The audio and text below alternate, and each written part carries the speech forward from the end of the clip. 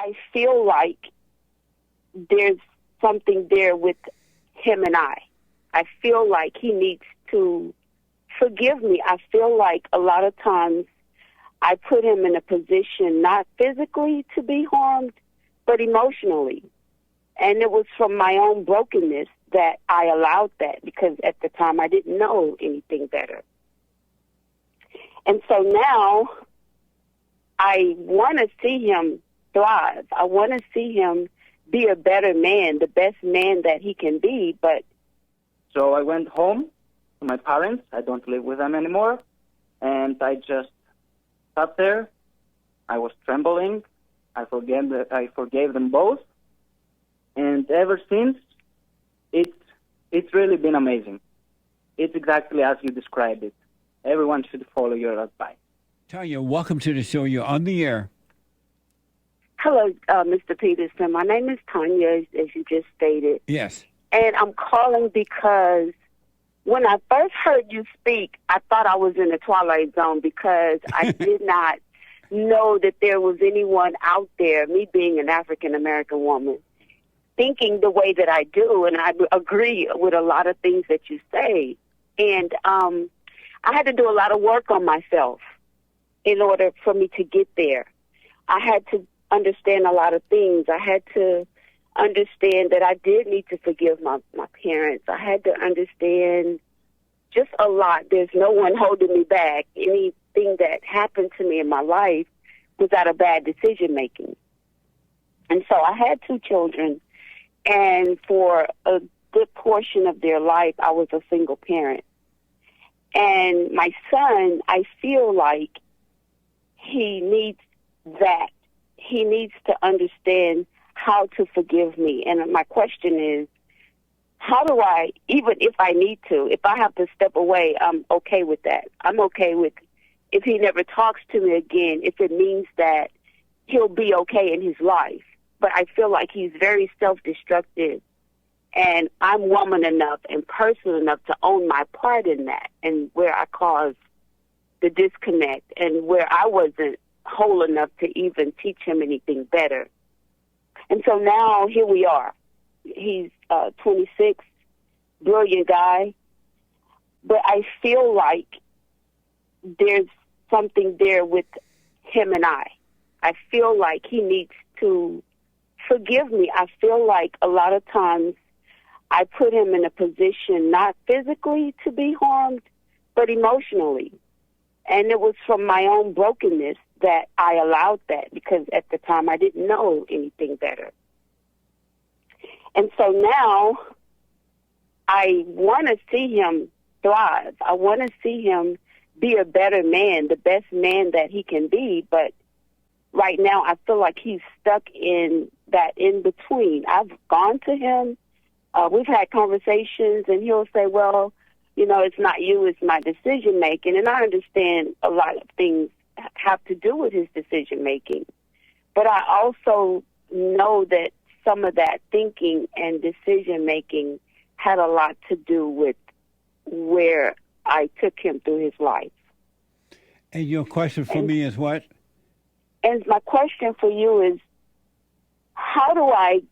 where do I send him? How do I help him to get to that level of forgiveness for me, for him to forgive me, for him to know that he has to overcome something? He can't just keep saying it's my decision making because he thinks he's going to hurt me. I understand fully what has happened. Well, and so my question is, do I need to do anything for him at this point? Or he's 26. All thing you need to do is just say to him, you know what, son, I have recreated you in my image, and you resent me for that. You're just like me inwardly, and I'm sorry for what I've done. I didn't see what I was doing at the time. I'm wrong, and I'm sorry. Right. And in order for you to overcome my nature, you got to forgive me.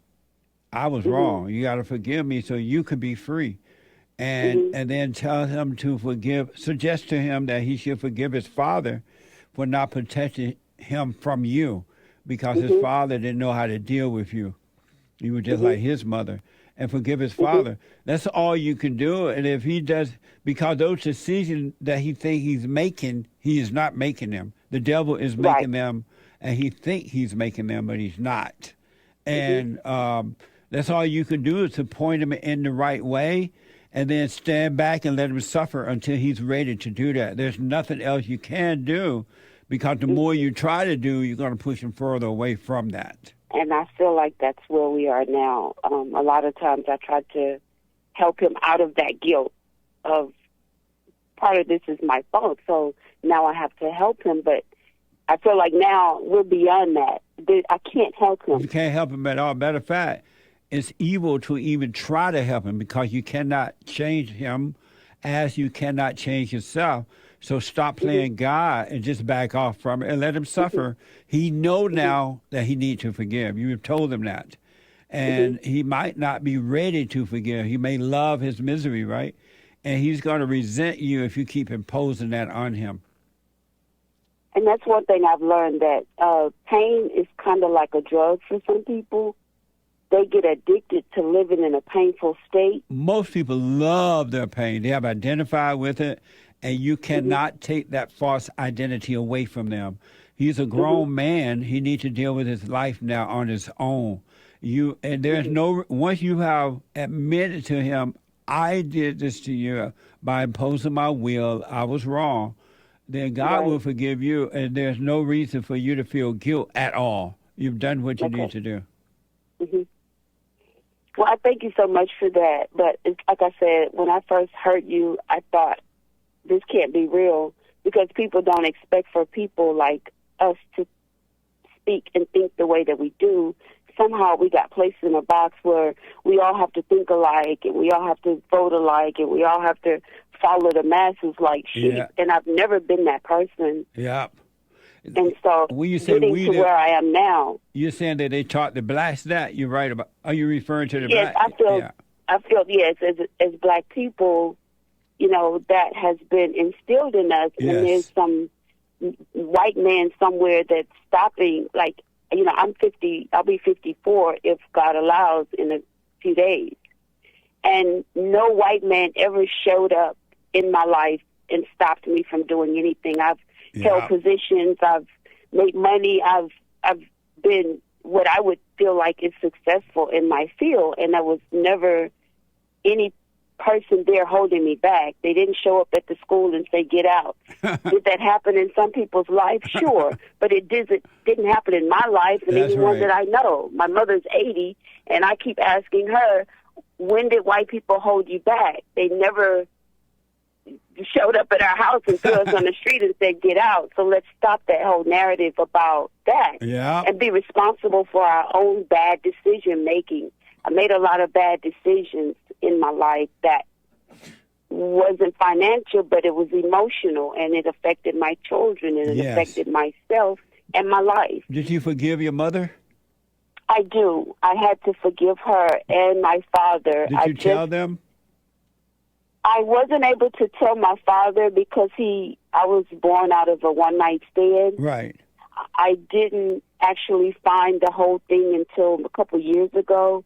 So I had to go through the whole being rejected by him, going through the emotion, him dying.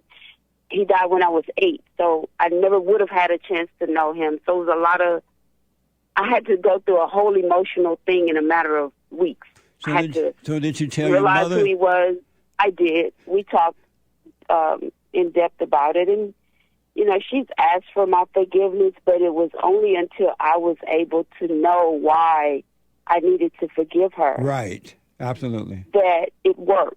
Right on. And not knowing, just saying I forgive you, that's just words. I really had to go deep inside myself and see her in me. Yes. And those things that I didn't like about her had perpetuated some things in my life. Trying not to be her, I was being her. And so I had to do a lot of work, a lot of self-reflecting, and I had to admit a lot of things to myself that people don't like to admit because no one wants to be wrong. Amen. You're absolutely right. Well, right on, Tanya. Stay with it. Stay with it. You haven't seen anything yet. And back off your son. Let him suffer in his hell until he's ready. You have told him, you have apologized, you have pointed the way. That's all you can do. He might not be ready to take the way. Right. So let him suffer Well, until he's ready. I thank you for taking my call and just allowing me to say all those things to you because, like, again, I just can't believe that, there's someone that's willing to be on a platform and speak the way that you speak with such boldness and confidence. You're welcome. I appreciate you for that. You're welcome. Call me again, and God bless you, all right? Okay, thank you so much. Enjoy your day. You too. Amazing. See, there are men and women waking up, a few, handful. Let me go all the way over to Greece. Greece is the word heard around the world by everybody and their mama. Mike, thanks for calling. Thanks for holding you on the air. Right on. Am I there? Yes, sir. Good morning there. I greet you from Greece. My name is Mike. I say Mike because my name is Greek and confusing to you probably. I am calling because I am grateful and I want the previous callers and everyone listening to understand that the silent prayer works. I started doing it a few months ago. I stayed with it, and I saw things improving, and I still did not feel like an alpha male. I did not feel perfect yet, and on Sunday after church, I would go to the beach. Here we have a lot of lovely beaches, and on the way back home, you think you're a good man until you get on the road and see the other people driving. And I was mad for how the other guys were driving. I prefer to drive fast. And I was like, I'm a hypocrite. I'm not doing my job yet. So I went home to my parents. I don't live with them anymore. And I just sat there. I was trembling. I forgave them both. And ever since, it's really been amazing. It's exactly as you described it. Everyone should follow your advice. Forgiveness is the right way to go. Admitting that you have that anger and then going and forgiving, it's simple, and yet most people make it complicated and will not do it. But right on, Mike, you stay with it, and you haven't seen anything yet. It's your mind, because now that you're back into the light is going to destroy the imagination, which is dark. It will destroy it, and things will become clearer and clearer and clearer. You haven't seen anything yet, but it gets better. I started on November. I was aware of your silent prayer a few months before it, but I was afraid to start, not going to lie. And ever since, I stopped drugs. I was smoking pot, and I stopped alcohol, and it's been like 10 days. I stopped smoking cigarettes even, and I'm doing whatever is good. I'm all about my work now, and I'm also trying to create some things on the side. I'm very grateful, and I'm not here to promote myself, of course. I'm not going to say usernames or something like that, but I'm going to make a video about the silent prayer while also giving some tips on how to relax your body on it. And I hope I have your blessing about it. Amazing. Are you I forgot what I was going to ask you. Stay with it, Mike. Stay with it. I wish you well. Yeah, right on. Stay with it. I'm 27, and people don't need to wait so long. They can overcome very earlier. As a matter of fact, there was an 18-year-old that, I remember now what I wanted to ask you. There was an 18-year-old that called last week, I guess, and he's working on himself at 18 years old. And you're right. You don't have to wait until you get old. You can do it now. You can do it, be free right now, and you don't have to live a life of misery at all. It's up to the person. I do want to ask, and tell you that there are some, we had some visitors at our fellowship this past Sunday from Greece. I watched it. Oh, yeah. All the way from Greece. Amazing. Right on.